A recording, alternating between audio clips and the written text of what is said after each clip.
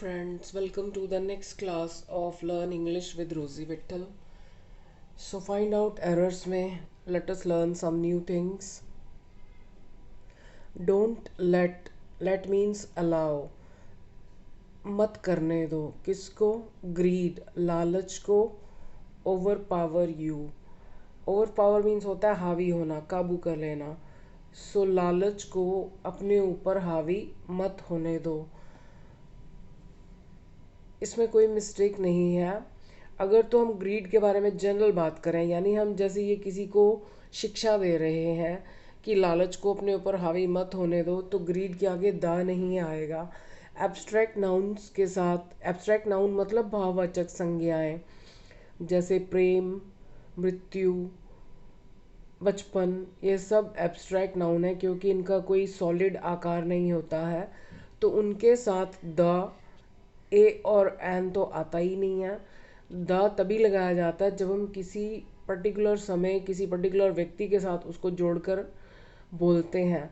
So don't let greed overpower you. तो अगर हम ये सभी को कह रहे हैं, उपदेश दे रहे हैं सॉरी, तो ये ठीक है, there is no mistake. Let the grave dig first. Let means allow. किसको, इसको, मतलब या तो इसको कुछ करने दो या इसके साथ कुछ होने दो.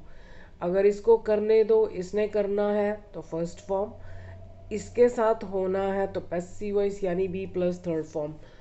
सो लेट द ग्रेव. अब हमने ग्रेव के साथ द क्यों लगाया? क्योंकि हमें मालूम होगा कि हम किसी पर्टिकुलर ग्रेव की बात कर रहे हैं. बोलने वाला उसको वो जानता होगा कि वो किस ग्रेव की बात कर रहा है.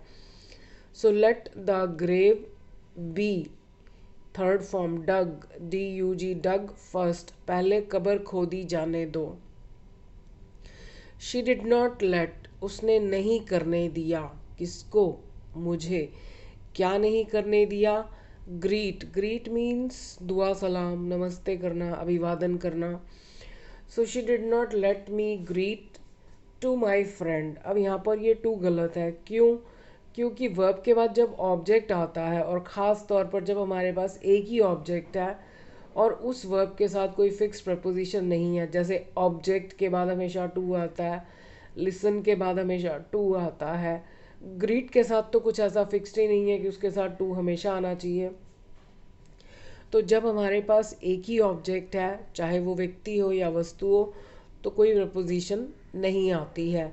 सो she did not let me greet my friend. उसने मुझे मेरे फ्रेंड को अभिवादन नहीं करने दिया. लेट मी, अलाउ मी, मुझे करने दो. क्या करने दो? गेस, अंदाज़ा लगाने दो. किसका? To your income. Same mistake है यहाँ पर भी कि हमने यहाँ फिर टू लगा दिया. हमारे पास एक ही ऑब्जेक्ट है. जब हमारे पास एक ही ऑब्जेक्ट होता है तो वो एक व्यक्ति हो या वस्तु हो, टू नहीं आता. टू कब आता? जब हमारे पास दो ऑब्जेक्ट होते. इन सेंटेंसेस में तो दो ऑब्जेक्ट्स फिट नहीं होते. जैसे she tells many things to me. अब व्यक्ति जब भी बाद में आएगा, यानी जब हमारे पास दो ऑब्जेक्ट होंगे, वस्तु और व्यक्ति, तो अगर हम व्यक्ति को बाद में लिखेंगे तो टू आता है. ये आप टेंसेस वाली वीडियोस देखेंगे तो आपको क्लियर हो जाएगा, क्योंकि ये बिल्कुल बेसिक सी चीज़ें हैं. Mother will not gate. अब गेट का मतलब होता है करवाना. लेट और गेट ये कॉजेटिव वर्ब्स हैं. कॉजेटिव वर्ब्स मतलब जिसमें ये सब्जेक्ट खुद कुछ नहीं करता, ये कारण बनता है या करवाता है किसी और से कुछ. कॉजेटिव वर्ब्स के ऊपर अलग से लॉन्ग वीडियोस हैं, यदि आप देखना चाहें तो देख सकते हैं. So mother will not get. Mother जो है वो नहीं करवाएगी. किसको? उसके बाद किसको आएगा? The food. क्या नहीं करवाएगी? यहाँ पर हमेशा थर्ड फॉर्म होगा. जब भी आप ऐसा मत सोचिएगा कि हिंदी में जब भी करवाना शब्द आएगा तो मतलब गेट आएगा ही आएगा. गेट केवल उन्हीं सेंटेंसेस में आता है जिसमें सब्जेक्ट किसी की हेल्प ले रहा है. तो मदर जो है वो करवाएगी.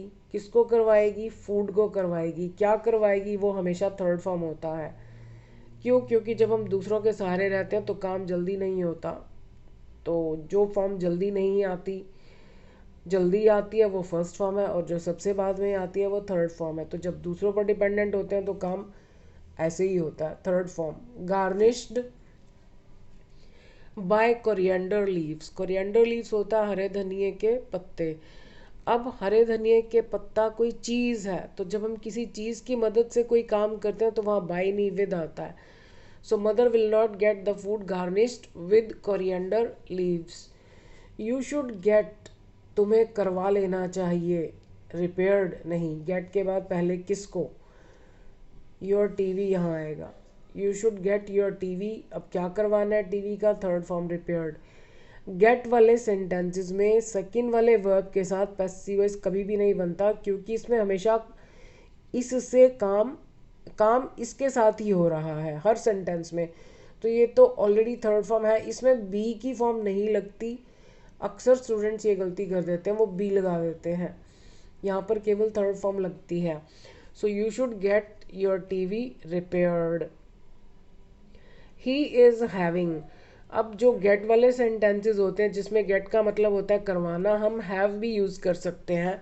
ये ऊपर मैंने जहाँ जहाँ गेट लिखा है वहाँ हम हैव भी लगा सकते हैं। Mother will not have the food garnished, you should have your TV repaired. अब हमको ये कन्फ्यूजन हो सकता है, वो मैं आगे सेंटेंस में बताऊंगी, प्रेजेंट परफेक्ट में और इसमें।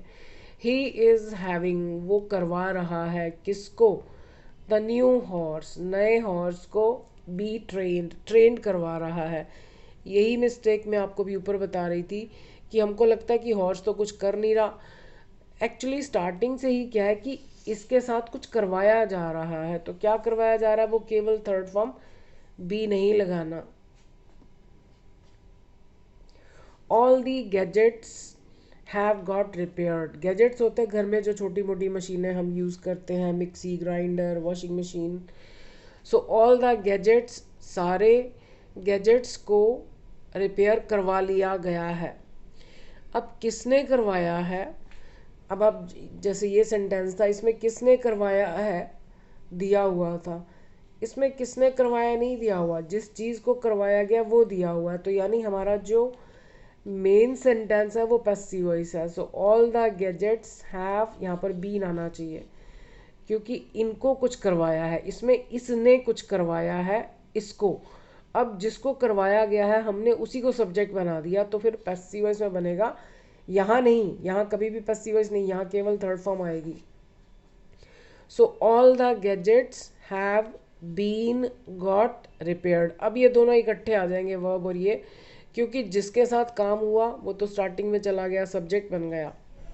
ही विल हैव, वो करवाएगा किसको, अपनी बुक को, क्या करवाएगा, थर्ड फॉर्म पब्लिश्ड। अब हमको ये कन्फ्यूजन हो सकता है कि हैव के बाद तो थर्ड फॉर्म आती है, परफेक्ट टेंस बनता है, लेकिन मैंने अभी आपको ऊपर बताया कि जब हम किसी से कोई काम करवाते हैं तो उस करवाने के लिए गेट भी यूज़ हो सकता है, हैव भी यूज़ हो सकता है। तो जब हैव इस तरीके से यूज़ होता है तो उसके फ़ौरन बाद पहले थर्ड फॉर्म नहीं आएगी कभी भी।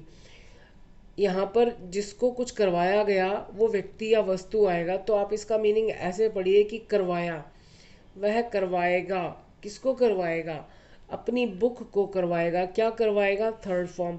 तो हमेशा याद रखिएगा कि जब हैज़ हैव के फ़ौरन बाद थर्ड फॉर्म ना आए, बल्कि जिसके साथ ये काम होना है वो पहले आ जाए, तो उस हैव का मतलब गेट होता है, मतलब करवाना।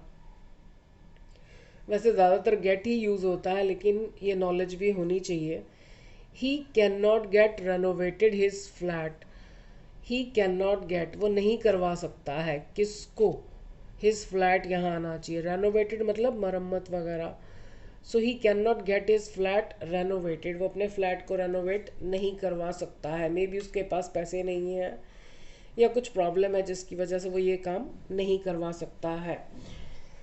सो आज के लिए इतना ही। एग्ज़ाम्स नज़दीक आ रहे हैं तो आप लग कर मेहनत कीजिए, और आपको मैं इतना विश्वास दिला सकती हूँ कि अगर आप सारी वीडियोस को ध्यान से देखेंगे, प्रैक्टिस करेंगे, तो आप इंग्लिश के एग्ज़ाम में, आपकी इंग्लिश कितनी ही वीक क्यों ना हो, जिनकी बहुत वीक है, अगर वो मेहनत करेंगे तो कम से कम फेल तो नहीं होंगे। और जिनकी इंग्लिश ऑलरेडी ठीक है लेकिन उनको कन्फ्यूजन है, डाउट्स हैं, या कुछ नई चीज़ें सीखना चाहते हैं, तो वो अच्छे मार्क्स ला सकते हैं। I wish you all the best. जो लोग आपके आसपास एग्ज़ाम्स दे रहे हैं, जिनको नहीं मालूम इन वीडियोस के बारे में, तो प्लीज़ उनके साथ ज़रूर शेयर कीजिएगा ताकि वो भी निश्चिंत होकर अच्छे मार्क्स ला सकें। Thank you.